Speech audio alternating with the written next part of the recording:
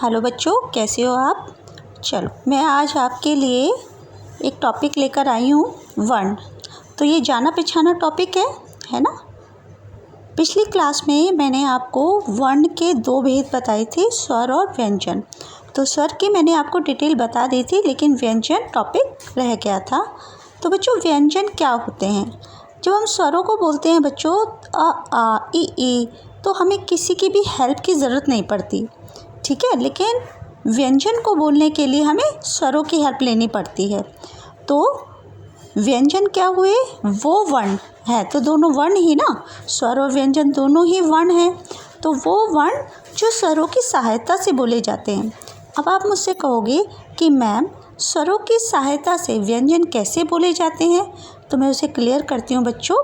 जैसे क प्लस क के नीचे हलंत लगाएंगे आप, क प्लस अ, यानी कि इस टाइम मैंने आपका जो व्यंजन है, क व्यंजन है, उसमें से अ को अलग कर दिया। यानी अलग करने के लिए आपको छोटा सा काम करना है, क के नीचे हलंत लगाना है और प्लस अ। जब आप इसको लिखोगे तो आपका आ जाएगा क, यहाँ आपका हलंत हट जाएगा, ठीक है। तो ऐसे ही आपको खा का करना है, खा हलंत लगाइए प्लस आ, यानी कि अभी मैंने खा में से अ स्वर को अलग कर दिया है। उसके बाद जैसे आप खा लिखते हैं वैसे आप लिखिए, ठीक है। तो इसकी पिक एक बार देख लेना, मैंने पिक भी सेंड की है, तो पिक भी देख लेना। और कोई भी प्रॉब्लम हो तो आप मुझे कमेंट बॉक्स में लिखकर बता देना। तो मैं यहाँ पर व्यंजन की अगर परिभाषा की बात करूँ तो जो वर्ण स्वरों की सहायता से बोले जाते हैं। तो कौन से हैं वो वर्ण, यानी कि व्यंजन, है ना। तो वर्ण दो प्रकार के हैं। स्वर को तो किसी की हेल्प की ज़रूरत पड़ ही नहीं रही, तो हेल्प की ज़रूरत किसे पड़ रही है, व्यंजन की। अब वो व्यंजन किसकी हेल्प ले रहा है भाई, अपने नेबर स्वर की तो हेल्प लेगा, है ना। जब हमें किसी चीज़ की ज़रूरत पड़ती है तो हम अपने आसपास देखते हैं ना।